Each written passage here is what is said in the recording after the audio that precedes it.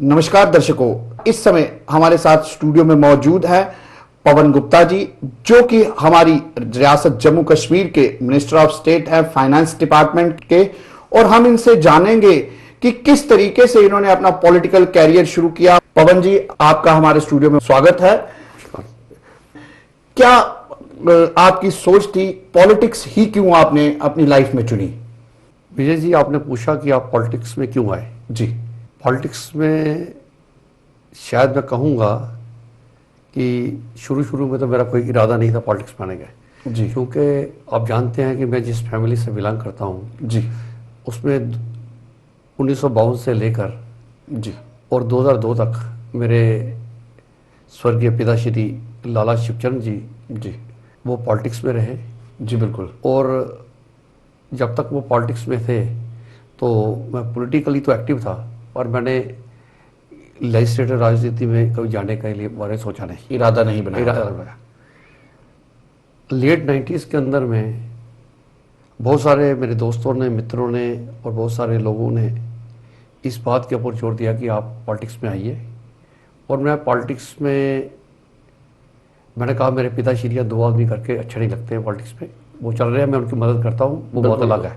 उनके साथ शाना बिशाना चलना आपने ठीक समझा? हाँ जी। पर जब काफ़ी ज़्यादा दबाव सरपंचीज का, पंचीज का, जो हमारे वेल विशर थे उनका पड़ा, तो मैंने फिर निश्चय किया और मैंने हमारे एक परम पूजनीय गुरु जी थे ब्रह्मश्री बाबूराव जी महाराज, जो अब ब्रह्मलीन हो गए हैं। जी, मैं उनके पास गया तो उन्होंने मेरे को कहा कि राजनीति तो अच्छा फील्ड नहीं है, पर चूंकि आपकी फैमिली का एक लीगेसी है। जी, बिल्कुल, बैकग्राउंड है, और अगर लोग आपको चाहते हैं तो आप जाइए, पर ईमानदारी से अपनी कर्तव्य को निभाइएगा। जी, जो आम पॉलिटिकल धारणा है कि पॉलिटिक्स में लोग जाते हैं कुछ कमाने के लिए, कुछ देने के लिए, कुछ करने के लिए, जी, ये उन्होंने कहा कि अगर आप लोक हित में काम करोगे तो वो सबसे बढ़िया रहेगा। जी, क्योंकि अगर अच्छे लोग पॉलिटिक्स में नहीं जाएंगे तो जो वैक्यूम है उसको भरने के लिए किसी ना किसी ने भरना है। जी, बिल्कुल सही है। तो वो भरा जाएगा।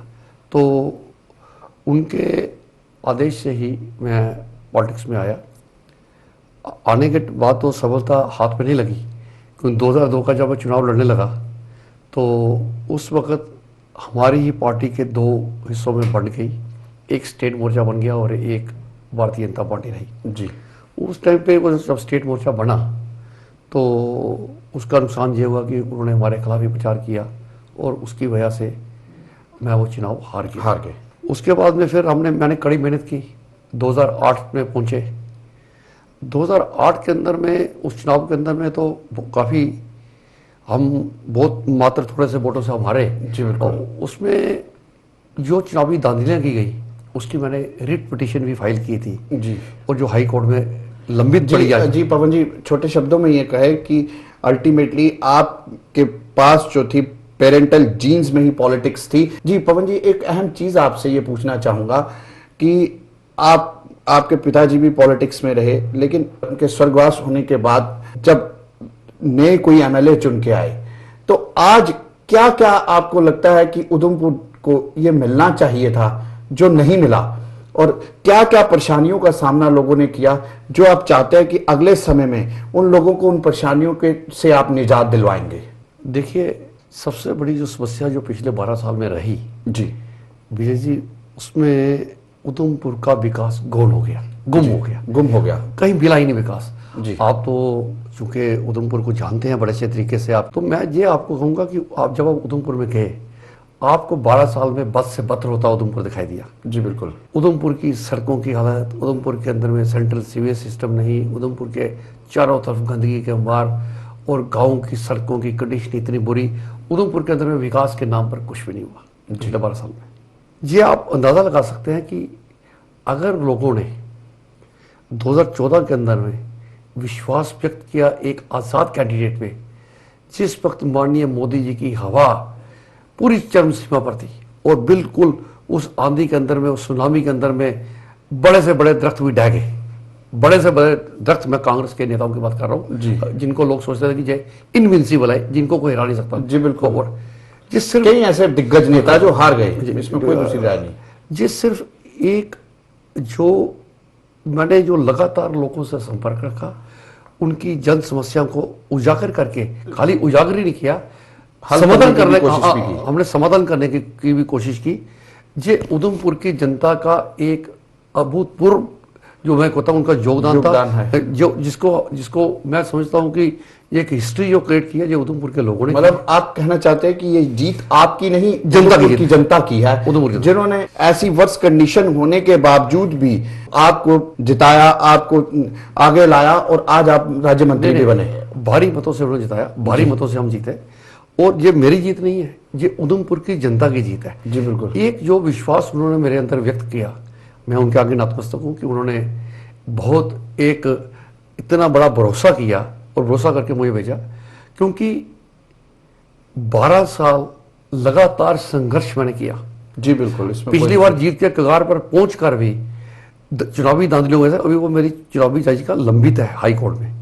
आप हमारी न्यायिक प्रक्रिया का आप सोच सकते हैं कि 7 साल से वो याचिका वहां पड़ी और कोई भी उसको देख नहीं रहा है। जी। तो पर लोगों के मन में एक पीड़ा थी कि इसको पिछली बार हरवाया गया, और इस बार जब पार्टी ने टिकट नहीं दिया तो लोगों ने, छोटे बच्चे से लेकर बड़े ने एक मन बनाया कि एक मौका पवन को देना है। जी। और उसको, और चूंकि 12 साल जिस ढंग से और जिस ईमानदारी से और जिस निष्ठा से, जिस एक सेवा का एक माध्यम लाकर हम लोगों के बीच में रहे, मैं आपको कहूंगा कि कोई लहर, कोई कुछ काम नहीं कर सकता अगर व्यक्ति जो है वो जनता से जुड़ा हो और जनता की संवेदनाओं को समझता हो। जी। वो संवेदनशील हो, उसके अंदर में ये पता हो कि गरीब की गुर्बत क्या है। बिल्कुल। और देखिए इस देश के अंदर बेसिक रियलिटीज का पता होना, ग्राउंड लेवल को पता होना बहुत जरूरी है। मैं आपको बताऊंगा, इस इलेक्शन में जो मेरे को वोट आए हैं वो poorest of the poor class से आए, poorest of the poor poor class. मेरे को सब वर्गों से समर्थन मिला। मेरे को आज तक मुस्लिम भाई बीजेपी को वोट नहीं देते थे, उन्होंने मेरे को समर्थन दिया। जब आप एक इंसानियत के दायरे में चलते हो तो लोग आपकी छवि को पहचानते हैं। जी बिल्कुल। उनके अंदर ये पता है कि ये आदमी किसी स्टेज पे भी कोई गलत काम नहीं करेगा, और जब भी ये करेगा ये इंसानियत के दायरे में करेगा। मैंने कहा था कि मेरा एक ही नारा था कि इंसानियत और इंसाफ और विकास, इंसानियत को सामने रखकर और इंसानियत की पराकाष्ठा इंसाफ के ऊपर नापी जाएगी, और उसके साथ विकास को जोड़ा मैंने। इन 3 नारों के साथ मैंने काम किया। इसके अलावा मैंने लोगों को कहा, अगर आपने मुझे एमएलए बनाया तो 0 tolerance for corruption, 0 tolerance for inefficiency. हमारे बहुत सारे सरकार के मुलाजिम हैं इनएफिशिएंट है, काम ही नहीं करते, नहीं होता काम। मैंने कहा देन 0 टॉलरेंस फॉर सब स्टैंडर्ड वर्क्स। बिल्कुल सही। सबसे बड़ा जो हमारा जो चुनौती जो आज किसी गवर्नमेंट को है वो करप्शन से पार पाने की है। सबसे बड़ी चुनौती अगर किसी सरकार को है तो वो एफिशिएंसी को और वर्क कल्चर को लाने की है। वर्क कल्चर को लाने की अहम चीज। और थर्ड जो है, आज आप देखते हैं हमारी रोड आज बन रही है, पैर मारो तो उसकी वो नीचे ब्लैक टॉपिंग निकलती है। Black topping. अभी उधमपुर में लोगों ने देखा 2 साल पहले हमारा ब्लैक टॉप पड़ा, पैर से निकलता था रोज। फिर उन्होंने क्या, स्वीपर बुला के वो निकालें कैसे, उसको झाड़ू मार मार कर रोज साफ करते थे। 3 महीने उसको झाड़ू मारने में लगे। और वो इस किस्म का ब्लैक टॉप, इस किस्म के काम जब कॉन्स्टिट्यूंसी में होंगे, आप क्या अंदाजा करेंगे पब्लिक क्या सुधार होगा या क्या पब्लिक आपका साथ देगी? देखिए मेरा एक दावा है, ये शायद कुछ आने वाले सालों में आपको पता लगे, जहां काम होगा उसके जो स्पेसिफिकेशन जो है उसको अडेयर किया जाएगा। मान लीजिए जो गुणवत्ता चाहिए उसके अंदर में, जो क्वालिटी कंट्रोल चाहिए उसमें क्वालिटी कंट्रोल होगा। नहीं होगा तो then those executive agencies they are going to face axe, state they face axe, because I am not going to spare. जी बिल्कुल, बिल्कुल सही कहा आपने कि अब लगता है कि सुधार होगा। एक और चीज आपसे ये पूछना चाहूंगा, आप जम्मू कश्मीर पूरे राज्य के मिनिस्टर ऑफ स्टेट हैं फाइनेंस डिपार्टमेंट के। पुराने समय में हम जो प्रथा देखते रहे हैं, वो मिनिस्टर जो है वो सिर्फ अपनी कॉन्स्टिट्यूएंसी का ही मिनिस्टर रहा। अब इस समय पूरे राज्य के आप मिनिस्टर ऑफ स्टेट हैं, तो क्या लगता है कि आप पूरी रियासत को किस विजन से देखते हैं? देखिए हमारी रियासत के अंदर में प्राकृतिक संसाधन सब मौजूद है जी। हमारे पास में संसाधन भी हैं और हमारे पास में क्षमता भी है। जहाँ स्किल्ड मैन पावर भी है, हर चीज़ है, पर जो हम मैनेजमेंट में कहते हैं कि एक मैनेजमेंट, अच्छी मैनेजमेंट, गुड मैनेजमेंट, जो सबको इनको साथ लेके चल रहा है। जो एक आगे बढ़ने की दिशा देती है, वो हमारी मिसिंग रही है। शायद हम छोटे छोटे गोल्स के अंदर में अटक के रह गए, हमने कभी बड़ी साइड देखा ही नहीं, बड़ा एक्सपोजर नहीं हुआ हमें। अब हम इस बजट के अंदर में नई दिशा देने वाले हैं। 22 दिनों के अंदर में तो हम कोई इकोनॉमी को सुधार के तो ला नहीं सकते थे, चेंज नहीं कर सकते थे। जो कुछ हमारे को विरासत में मिला, जो कुछ हमारे को विरासत में मिला, उसमें बैलेंस ऑफ करंट रेवेन्यूज में 9,500 करोड़ से जी ट्रेजरी के बिल 2700 करोड़ के पेंडिंग थे। जी। तो हमने किसी को क्रिब नहीं कर रहे हैं, हम किसी को दोष नहीं दे रहे हैं। उन लोगों ने अपने हिसाब से चलाई, हम अपने हिसाब से चलाएंगे। और हमारे को पूरा यकीन है कि आने वाले समय के अंदर में ये ग्रोथ ओरिएंटेड बजट होगा, ये जॉब्स की क्रिएशन को बढ़ावा देगा, जॉब्स का सृजन करेगा, और आने वाले समय के अंदर में ये बजट जो है जम्मू कश्मीर को सेल्फ रिलायंट बनाने के अंदर में कामयाब होगा। समय की नजाकत को देखते हुए एक आखिरी प्रश्न और बड़ा अहम प्रश्न आपसे ये पूछना चाहूंगा, क्योंकि आप जम्मू कश्मीर रियासत के इस समय मिनिस्टर ऑफ स्टेट हैं, तो आपकी भी जिम्मेवारी बनती है उस प्रश्न का उत्तर देने की। जी पवन जी, आज की डेट में आप देखें कि नौजवान तबका जो है, हमारा युवा पीढ़ी, वो नशे की ओर बढ़ रही है। तो क्या आप सरकार में है इस समय, किस तरीके से नशे पे नकेल लगा के हमारी युवा पीढ़ी को बचाएंगे, क्योंकि वही हमारी सेकंड लाइन है, वही हम आने वाला फ्यूचर है हमारा। तो क्या सोचते हैं इस बारे में, कैसे नकेल लगाई जाएगी? देखिए, जो सरकार की तरफ से जो हमारे कानून कायदे हैं जी उनको हम स्ट्रिक्टली इम्प्लीमेंट करेंगे, और इसके लिए जीरो टॉलरेंस, इसके लिए हम जीरो टॉलरेंस का इस्तेमाल करूंगा, क्योंकि नशाखोरी से समाज नहीं पूरा संसार डूब जाएगा। जी बिल्कुल। क्योंकि ये नशाखोरी की जो लत है, और इस नशाखोरी के लिए हमारे को इसकी जेनेसिस में जाना पड़ेगा, इसकी प्रॉब्लम का बेसिस क्या है, इसकी जड़ों में जाना पड़ेगा। इसका सबसे ज़्यादा जो है वो कहीं अनएम्प्लॉयमेंट से जुड़ा है, कहीं माता पिता का बच्चों पे कम कंट्रोल होने की वजह से है, से हो रहा है। मैं ये कहूँगा कि ये जिम्मेवारी सिर्फ सरकार की नहीं है। जनता ये जानना चाहती है कि क्या उन चीजों को ना रोका जाए जहां से ये आ रही हैं? बिल्कुल बिल्कुल, वो सरकार का काम है। जी वही, इसीलिए नहीं, वो सरकार का काम है।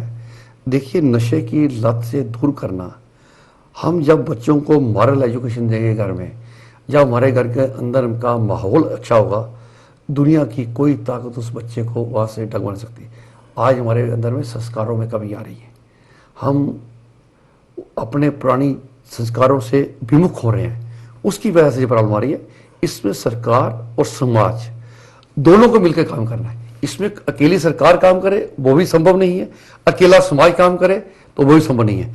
इसमें हम दोनों को मिलकर, दोनों का कॉम्प्लीमेंट्री रोल है। जी बिल्कुल। और दोनों अगर मिलकर इस दिशा में काम करेंगे। पवन जी देखिए, मैं आपसे ये पूछना चाहता हूं कि यदि जनता ने मुझसे कहा जब आपके पास कोई अच्छी सोच के लीडर्स या मंत्री आए, तो उनसे जरूर आप ये पूछिएगा कि क्या जो कंपनीज, जो इंडस्ट्रीज इन चीजों को चलाती हैं, उनको नस्ते नाबूद नहीं करना चाहिए?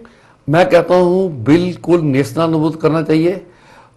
इसके लिए हालांकि हमारे कानून के अंदर में बड़े कड़े प्रावधान है इसके लिए जी। और सिर्फ मैं समझता हूँ कानून बनाने से काम नहीं होता, कानून को इम्प्लीमेंट करने से बिल्कुल कानून को इम्प्लीमेंट करना पड़ेगा। और हम चाहेंगे कि इसके ऊपर में जितना कड़े से कड़ा प्रहार किया जाए, क्योंकि हमारे देश का भविष्य हमारे नौजवानों पे टिका है। बिल्कुल सही। अगर इस देश का नौजवान अगर गलत रास्ते पे चला गया, तो मैं समझता हूँ सबसे बड़ी जो विश्व के अंदर में हमारे पास पूंजी है, वो सबसे ज्यादा नौजवान हमारे कंट्री में है। बिल्कुल। अगर हमने उस पूंजी को खो दिया, तो फिर ये देश जिसकी हम कल्पना कर रहे हैं कि ये पुनः अपने गौरवपूर्ण स्थान पर, विश्व मंच पर दोबारा वो स्थान लेगा, तो वो तो बड़े दूर की बात है। कहीं हम ऐसे रसातल में ना चले जाएं कि हम कहीं बाहर ना पाए। इसलिए कोई भी गवर्नमेंट हो, चाहे वो किसी की भी गवर्नमेंट हो, मेरा ये सबसे अनुरोध है, और मैं भी एक गवर्नमेंट का हिस्सा हूं, तो हमारी सबसे बड़ी कोशिश ये होनी चाहिए कि हम नशे के ऊपर में कड़ा प्रहार करें और इसको जड़ से समाप्त करें, ताकि आने वाले दिनों के अंदर में हमारी जो नौजवान पीढ़ी है इससे उभर के बाहर निकल। हाँ। दर्शकों, इसी के साथ आपसे विदाई लेंगे। नमस्कार।